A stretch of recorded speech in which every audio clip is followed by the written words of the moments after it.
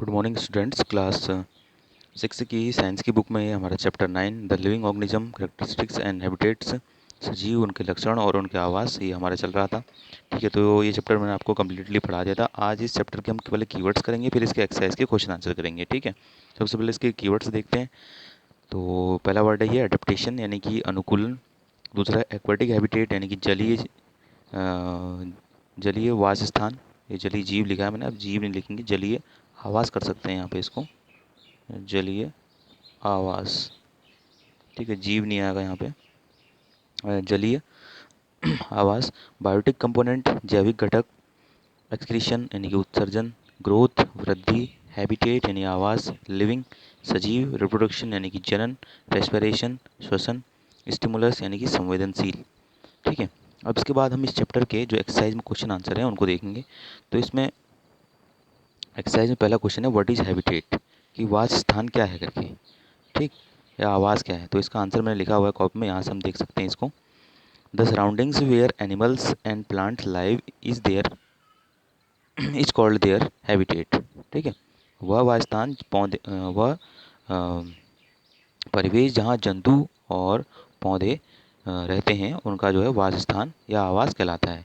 फिर second question है how are cactus adapted to survive in a desert, कि कैसे जो नागफनी के पौधे होते हैं वो मरुस्थल में रहने के लिए अपने आप को अनुकूलित करते हैं। ठीक है, तो इसका आंसर मैंने लिखा हुआ है cactus loss very little amount of water through transpiration. Cactus के नागफनी के पौधे बहुत कम मात्रा में जो है वाष्पोत्सर्जन द्वारा पानी को निष्कासित करते हैं।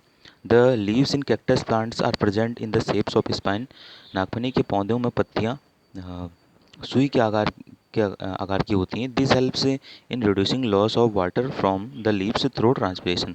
तो इस प्रकार ये बहुत कम मात्रा में वाष्पोत्सर्जन के द्वारा पानी को जो है वाष्पित करती हैं। The stem is also covered with a thick waxy layer.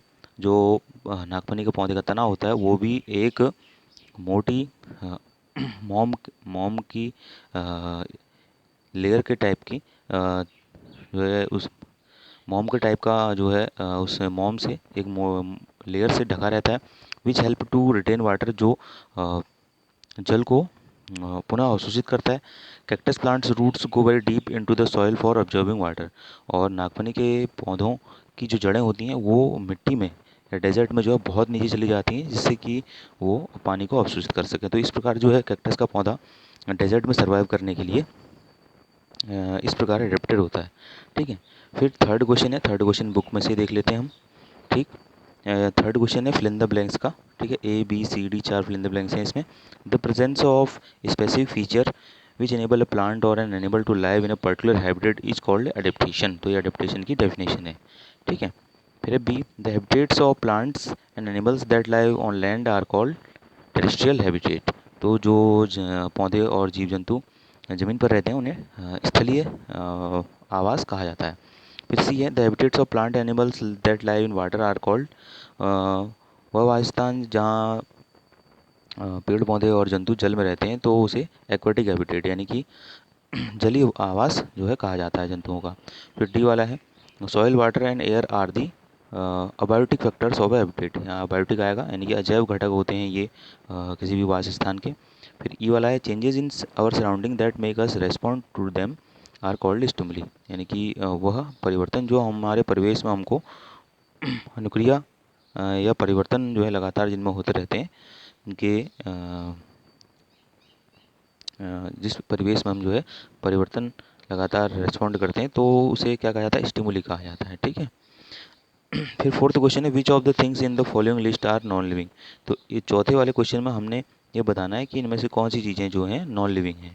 ठीक है, जैसे plough, mushroom, sewing machine, radio, boat, water hyacinth और अर्थवॉर्म। तो प्लो मतलब जोतना होता है, और स्विंग मशरूम तो लिविंग हो गया, स्विंग मशीन ये हो गया आपका non living, radio non living, boat non living, और वाटर हाइसिंथ तो सिंगाड़ा तो जो जल में उगता है, अर्थवॉर्म तो ये लिविंग ही हुआ। ठीक है, तो इसमें मैंने आंसर इस तरह से लिखे हुआ, आप भी इसको इस तरह से लिख लीजिएगा। फोर्थ वाले का आंसर है नॉन लिविंग थिंग्स हैं plough, sewing machine, radio and boat. ठीक, फिर फिफ्थ क्वेश्चन है give an example of a non living thing which show any two characteristic of living things, यानी कि दो ऐसी चीज़ों या दो ऐसे वस्तुओं के नाम बताओ जो हैं सजीव को जैसे लक्षणों को प्रदर्शित करते हैं। ठीक है, तो ये हैं बस and machine both shows movement and consume energy. तो बस और जो मशीनें होती हैं वो मूवमेंट यानी गति प्रदर्शित करती हैं और एनर्जी को जो है अवशोषित करती हैं या उनको अवशोषित करती हैं या मुक्त करती हैं। ठीक, फिर सिक्स्थ क्वेश्चन है which of the non living things listed below were once part of a living thing. इनमें से जो चीज़ें दी गई हैं नीचे ये इनमें से ऐसी वस्तुओं को छांटिए जो कभी जो है लिविंग थिंग का हिस्सा रही होंगी। जैसे कि बटर, तो बटर किससे मिलता है? दूध से। दूध किससे मिलेगा? गाय से। तो ये कभी लिविंग थिंग का हिस्सा था। वैसे ही लेदर भी जो है लिविंग थिंग का हिस्सा रहा। सॉइल तो नॉन लिविंग में रहा। वूल ये भेड़ से प्राप्त होता है, कभी लिविंग थिंग का हिस्सा था। इलेक्ट्रिक बल्ब नॉन लिविंग में आया। कुकिंग ऑयल भी कभी जो है लिविंग थिंग का हिस्सा था क्योंकि पेड़ पौधे और जंतुओं से प्राप्त होता है घी आदि द्वारा।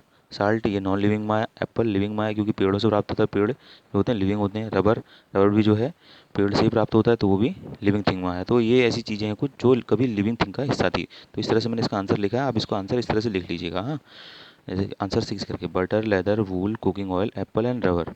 फिर है क्वेश्चन 7 है list the common characteristics of the living things.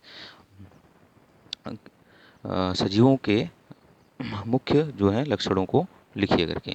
तो इस तरह से मैंने लिखे हुए हैं, आप भी लिख सकते हैं इसको। Living things have certain common characteristics, यानी कि सजीव होते हैं उनमें मुख्यतः समान जो लक्षण पाए जाते हैं वो निम्न हैं।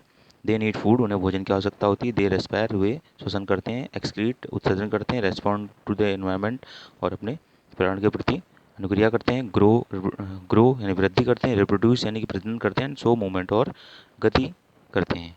ठीक है, तो इस प्रकार से ये कैरेक्टर होते हैं लिविंग थिंग्स के। फिर 8th क्वेश्चन है explain why speed is important for survival in the grassland for animals that live there, कि क्यों जो है घास के मैदानों में जो चाल होती है जो जानवरों की वो बहुत ज़्यादा महत्व रखती है। ऐसा क्यों होता है करके। ठीक है, जो जो भी जंतु पाए जाएंगे ग्रासलैंड में उनकी चाल जो है अधिक होती है, वो इतनी महत्वता क्यों है करके।